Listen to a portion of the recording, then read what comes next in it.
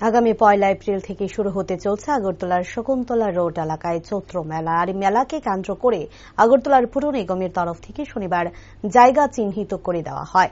এ বিষয়ে পুর নিগমের একজন কর্মকর্তা জানায়, শিশু উদ্যান, বিপণী বিতান সহ শকুন্তলা রোড এলাকায় টোকেন নাম্বার অনুযায়ী জায়গা বন্টন করার উদ্দেশ্য নিয়ে দিনের এই কার্যক্রম। এই মেলা আগামী 1 এপ্রিল থেকে শুরু হয়ে চলবে 15 এপ্রিল পর্যন্ত। তাছাড়া এবছর মেলা উপলক্ষে ব্যবসায়ীদের মধ্যে শকুন্তলা রোড এলাকায় 421টি ভিট প্রদান করা হয়। তাছাড়াও আরও 250টি দোকান দেওয়ার নির্দেশ জারি রয়েছে ওরিয়েন্ট চমুনি সহ চিলড্রেন পার্ক এলাকায়।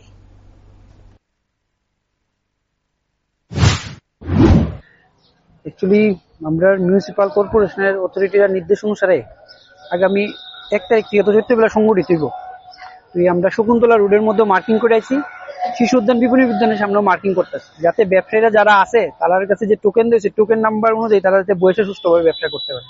এই কারণে 1 তারিখ থেকে আগামী মাসের 15 তারিখ পর্যন্ত চলবে। আমরা শকুন্তলা রোডের মধ্যে দেওয়া হয়েছে 421টা। এই রোডের মধ্যে আছে 100টা, আর কিন্নার পার্কের পুকুর পাড়ের মধ্যে আমরা 150টা দোকান দিই।